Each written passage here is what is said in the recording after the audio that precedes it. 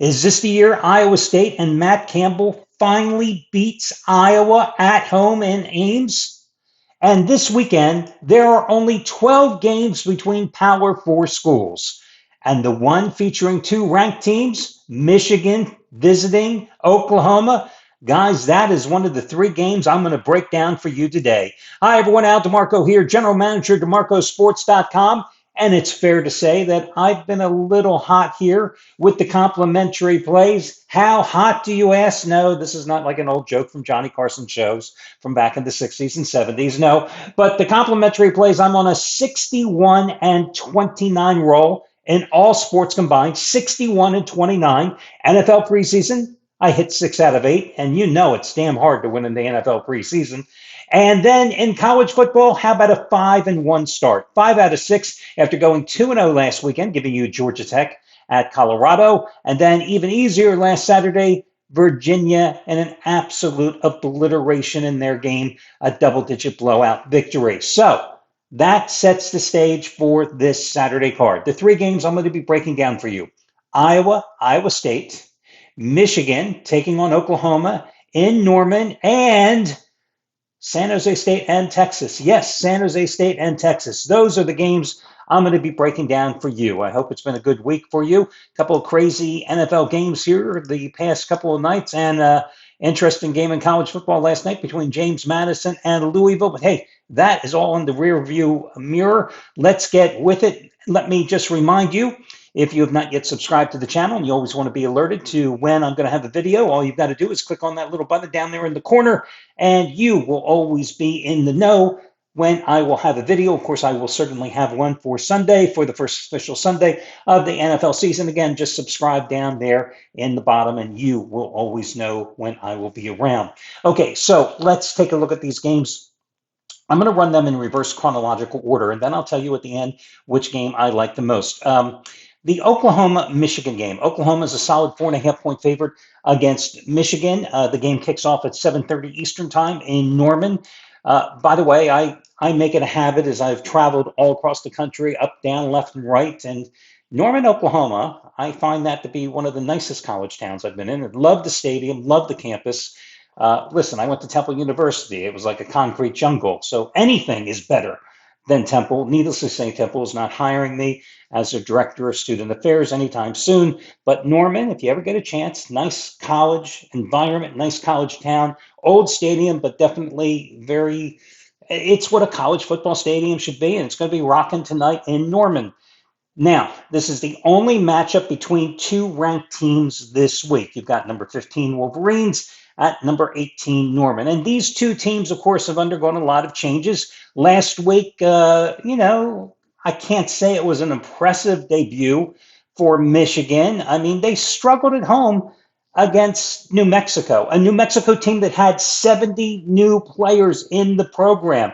And yet they didn't exactly put away the Lobos in that game, 34-17 as a 34.5-point favorite. Now, the good news is the freshman quarterback Underwood certainly looked good in the contest. And, it's going to be his first road start, though.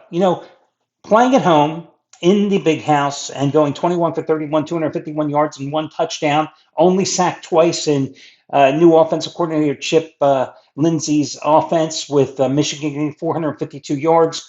Pretty easy when you're taking on the New Mexico Lobos, right? And it was a very balanced Michigan attack. 251 yards passing on 31 attempts, 201 yards rushing on 32 attempts. And Justice Haynes, who was brought in as well, 16 carries, 159 yards as RB1, running back one. But again, you're playing New Mexico. But let's play devil's advocate. Oklahoma's run defense was awful last year. So there should definitely be some running room for Michigan. Now, let's talk about Oklahoma. Oklahoma, one of those teams, the new thing in college football is when you import a quarterback, you bring the offensive coordinator with you. And they've got John Mateer coming in from Washington State and brought his offensive coordinator, Ben Arbuckle, who I think is only like 7 years older than the quarterback.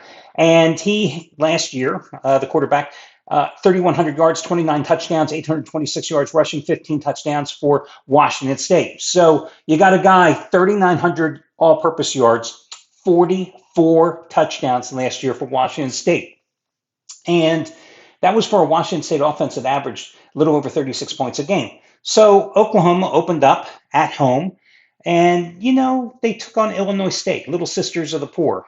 I mean, not probably as good as New Mexico, if I got to be honest with you, but it was an easy win, 35-3, and Mateer looked good. 30 for 37, 392 yards, 3 touchdowns.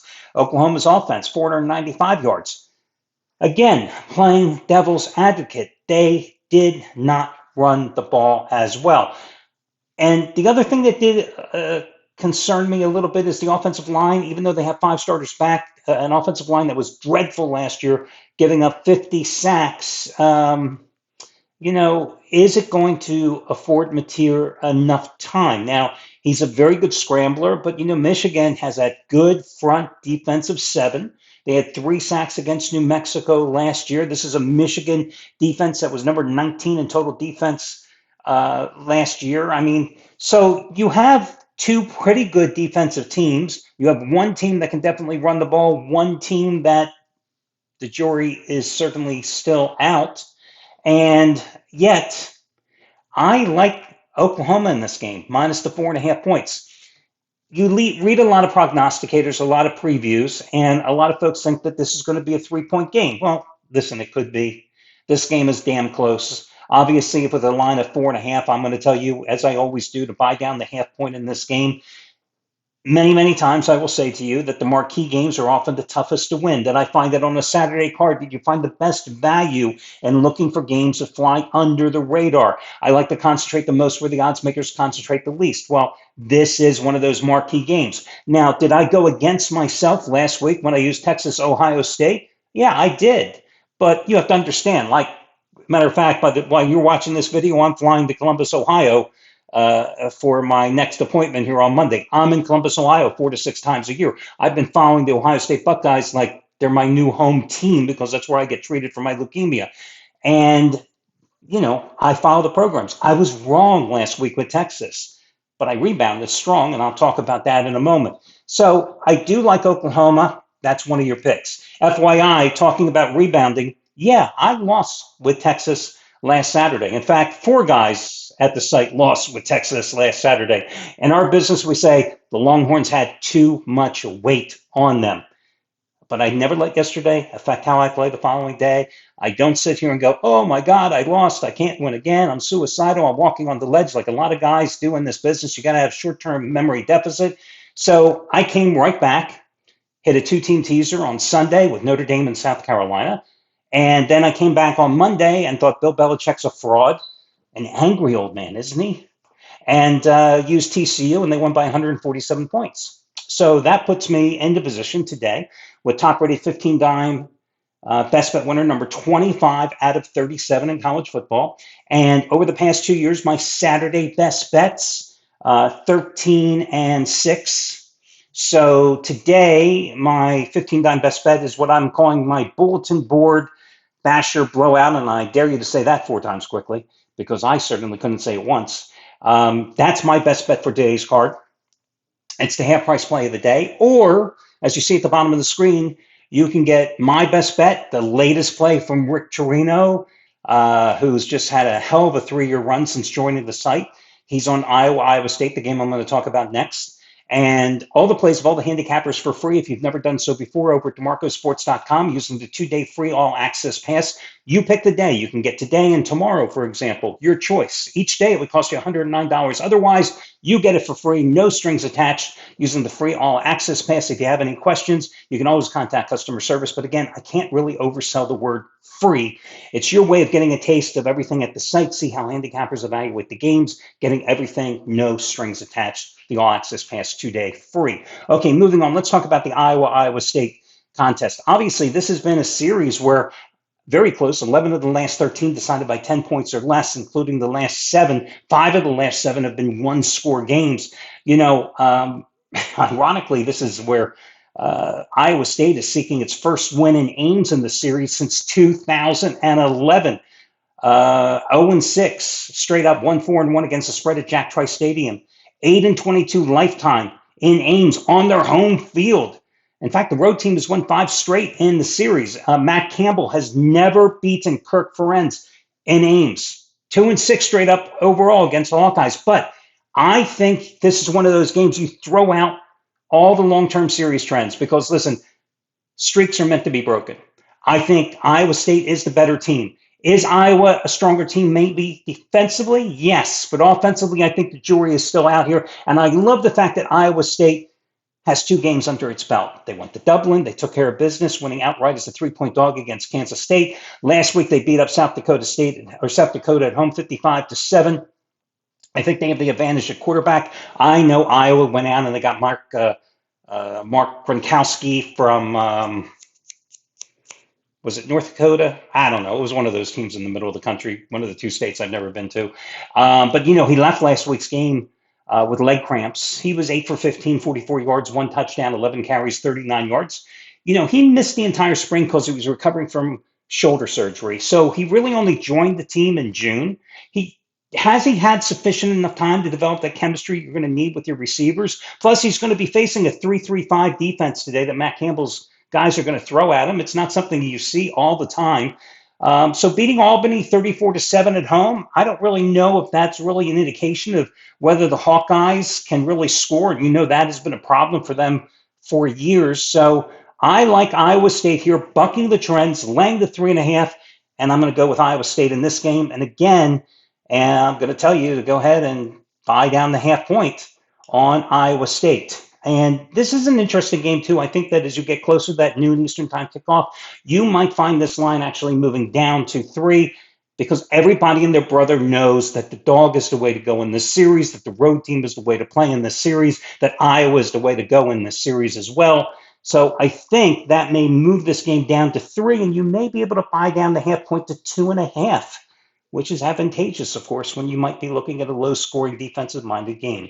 Your final play is going to be Texas minus the 36 over San Jose State because somebody has to pay for the Longhorns' pathetic performance and Arch Manning's struggle at Ohio State last week, and it's going to be a San Jose State squad that was just dreadful as a 14-point favorite, losing at home to Central Michigan last week, right? San Jose State -3 in turnover margin, missed 2 fourth-quarter field goals in that game. How do you lose laying 2 touchdowns at home to Central Michigan? Seriously.